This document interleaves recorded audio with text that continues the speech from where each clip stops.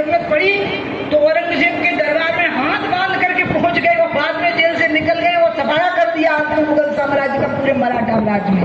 तो इसलिए ये सारी बातों को समझ करके चलना पड़ेगा, क्योंकि अभी सत्ता केंद्रित व्यवस्था चलने लगी है, जिसके कारण लोगों को लगता है, नौजवानों को भी लगता है और सबको लगता है थोड़ा इस सबसे दूर हो जाओ और मेहनत की राजनीति में आ जाओ। मैंने एक व्यक्ति ऐसा देखा, उदाहरण उसका, जब गोपाल भैया ने घोषणा करी कि मैं वोट मांगने नहीं जाऊंगा, अगर मैंने अच्छे काम किए होंगे तो मैं घर रहूंगा और लोग मुझे वोट देंगे, और अगर नहीं देंगे तो मुझे दुख नहीं होगा। मुझे लगता है ये दुनिया की राजनीति का अनोखा उदाहरण था कि पंडित गोपाल भार्गव जी वोट मांगने नहीं निकले। पहले 5 साल मेहनत करते हैं। इसके एक चुनाव ऐसा था, कौन सा चुनाव था भैया वो, पिछला वाला, हाँ 13 वाला, और मैं आई और मैंने कहा वोट मांगने नहीं निकलोगे, लेकिन मैं आपके लिए वोट मांगूंगी।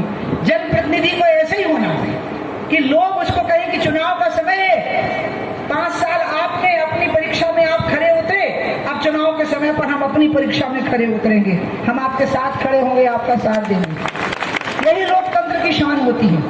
और इसलिए आज भगवान की कृपा है हमारे ऊपर कि मोदी जी के जैसे प्रधानमंत्री हैं और मध्य प्रदेश में भारतीय जनता पार्टी की सरकार है।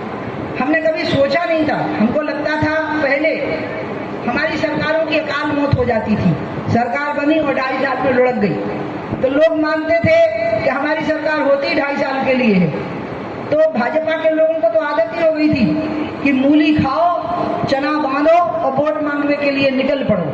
अब उनकी समझ में आया है कि अब जैसा कांग्रेस का समय रहा था, ऐसा कम से कम 30-40 साल तक लगातार हमारा शासन करने का समय रहेगा। लेकिन ये शासन करने का समय किसके लिए है, क्यों है?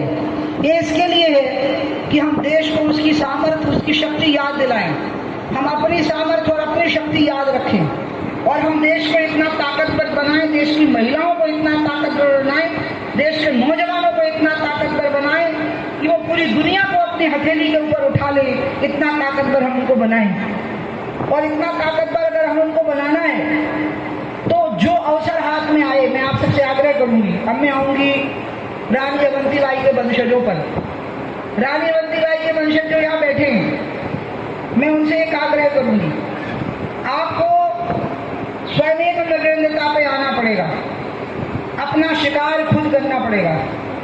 मेरे बड़े भाई ने मेरी गाड़ी में पीछे लिखवाया था, स्वयं मृगेंद्रता, अपना शिकार खुद करो। मुझे मुझे गाड़ियों का शौक था, तो मेरे जन्मदिन पर मुझे नई गाड़ी देती तो बहुत खुश होती थी। तो मेरे 27वें जन्मदिन पर 1988 में मुझे नई मारुति रॉयल ब्लू कलर की मेरे भाई ने भेंट की। उस समय 90,000 में आई थी गाड़ी, बहुत सस्ती होती थी, और मैं गाड़ी को चलाती थी। आपकी जानकारी में डाल दूं, मैं हवाई जहाज चलाना भी जानती हूँ और मैं गाड़ी चलाना भी जानती हूँ। पता नहीं क्यों मैं साइकिल चलाना नहीं सीख पाई, साइकिल, हाँ सच्ची बता रही हूँ, वो नहीं आ पाई मेरे को, ना मोटरसाइकिल ना साइकिल, तो वो थोड़ा टफ होती है, लेकिन कार चलाना बहुत आसान होता है। तो मेरे जन्मदिन पर उन्होंने गाड़ी भेंट करी और उस पर पीछे उन्होंने लिखा, तब मैं सांसद नहीं बनी थी। मेरे घर में जो वैभव है ना, वो राजनीति से नहीं आया है, मेरे जीवन में जो वैभव आया है वो मेरे प्रवचन करने से आया है पहले। और तब मेरे जो भक्त लोग थे वो मेरे जन्मदिन पर ही मुझे दक्षिणा देते थे बस, क्योंकि मैंने कोई संस्था नहीं बनाई, कोई एनजीओ नहीं बनाया, कोई ट्रस्ट नहीं बनाया, कोई शिष्य नहीं बनाया, मैं ही सबकी शिष्य बनी हूँ, मैं किसी का शिष्य नहीं, किसी को अपना शिष्य नहीं बनाया। तो मेरे जन्मदिन पर ही वो इतनी भेंट देते थे, इतनी ज्यादा, पूरे दुनिया के 80 देशों के लोग और खुद भारत में भी, कि मेरा बंगला बना, मेरे पास गाड़ियां थी, और राजमाता सिंधिया जी हर जन्मदिन पर मुझे नई गाड़ी भेंट करती थी। एक बार मेरे भाई ने ही मुझे नई गाड़ी भेंट की, स्वामी प्रसाद लोधी जी ने, और उसके पीछे लिखवाया स्वयं मृगेंद्रता। मैंने कहा दाऊ इसका मतलब बताओ, तो उन्होंने मुझे बताया कि इसका मतलब है कि जो गीदड़ होते हैं वो झाड़ियों में बैठे रहते हैं जब शेर अपना शिकार करता है, और वो इंतजार करते हैं कि जब शेर राजा का पेट भर जाएगा तो हमें भी बाद में जो बचा रह जाएगा वो हम खाएंगे। तो मैंने ये लिखा है कि गीदड़ की तरह अपने अधिकार की इंतजार मत करना, बल्कि शेर की तरह झपट्टा मार के अपना शिकार खुद करना। यही मैं आप लोगों को भी कहूंगी, सभी नौजवानों को कहूंगी, और रानी अवंतीबाई की संतानों को कहूंगी कि अपने अधिकार को हासिल करना सीखो, अपनी शक्ति दिखाना सीखो, अपनी सामर्थ्य दिखाना सीखो और सही जगह पर अपनी सामर्थ्य दिखाना सीखो। वो जगह सही होना चाहिए जहां पर आपको अपनी सामर्थ्य और अपनी शक्ति दिखाना है। और दूसरे दर्जे की किसी चीज पर समझौता ही नहीं करो। जो होगा वो पहली लाइन का ही होगा, दूसरे दर्जे का कुछ हो ही नहीं सकता है। इन स्थितियों पे आप अपने आप को ले आओ। आज मोदी जी को देखो, मोदी जी हमारे आपके जैसे ही परिवेश में से तो निकले और अब वो भारत के प्रधानमंत्री बन गए। आपको पता है उनको 7 साल के लिए गुजरात से बाहर कर दिया गया। वो गुजरात आ नहीं सके 7 साल, जबकि उन्हीं ने केशव भाई पटेल की सरकार बनाई थी। आपको मोदी जी की बहुत सारी दुखद गाथाएं नहीं पता है। उन्हीं ने सरकार बनाई केशव भाई पटेल की। फिर हालात ऐसे बने कि उनको ही गुजरात से बाहर होना पड़ा।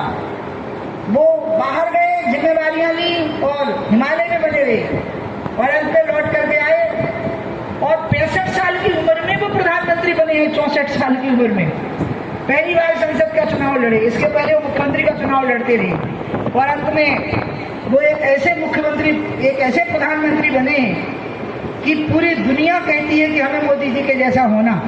अफ्रीका के कई प्रधानमंत्री और राष्ट्रपति उनके चरण छू रहे थे। उन्हें हिंदी, वो अपना हिंदी में भाषण कर रहे थे, वो संस्कृत के वाक्य बोल रहे थे। इसके पहले संस्कृत बोलना गंवारों की बात थी, अंग्रेजी बोलना शान की बात थी। अगर कोई ने तनक, मुझे बहुत अच्छी अंग्रेजी आती है, मैं अंग्रेजी में भाषण भी करती हूँ, लेकिन मैं अंग्रेजी बोलती नहीं हूँ ज्यादा। तो कई लोगों ने समझा कि इसको अंग्रेजी आती नहीं होगी। एक दिन मैं किसी से अंग्रेजी में बोल रही थी और कांग्रेस के एक नेता है वो वहां से निकले, मैं उनका नाम नहीं लूंगी, पार्लियामेंट में। बोले अरे आपको अंग्रेजी भी आती है? मैंने कहा तुमको ऐसा क्यों लगा कि मुझे अंग्रेजी नहीं आती होगी?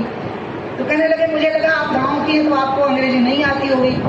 तो मैंने कहा क्या इससे हम गंवार हो जाते हैं? फ्रांस के लोग गाँव में रहते हैं, उन्हें अंग्रेजी नहीं आती। जर्मनी के लोग गाँव में रहते हैं लेकिन उन्हें अंग्रेजी नहीं आती। स्पेन और स्विट्जरलैंड के लोग गाँव में रहते हैं लेकिन उन्हें अंग्रेजी नहीं आती। मैंने कहा अंग्रेजी जानना ज्ञान का विषय कहाँ से हो गया? और इंग्लैंड के महामूर्खों को भी अंग्रेजी आती है, पागल खाने के पागलों को भी अंग्रेजी आती है, क्योंकि उन्हें दूसरी कोई भाषा आती ही नहीं है। इसलिए ये जो हमारे अंदर हीन भावना थी ना, अरे अंग्रेजी बोलते ही बहुत गजब होगा, बहुत स्मार्ट होगा वो आदमी, अंग्रेजी बोलने लोगों है, इससे